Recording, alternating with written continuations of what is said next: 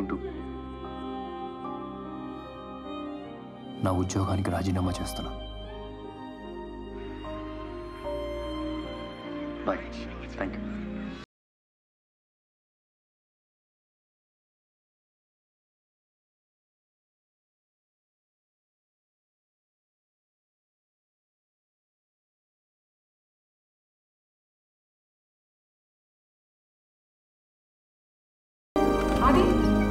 ఆది news come mystery వీడిన వరుస హత్యల కేసు.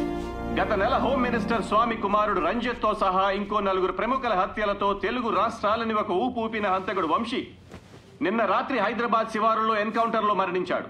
ఈ ఎన్కౌంటర్ డీసీపీ సత్య ఆధ్వర్యంలో జరిగింది. గత నెలలో డీసీపీ ఆదిత్య గారిని ఛాలెంజ్ చేసిన హంతకుడు ఇతనే.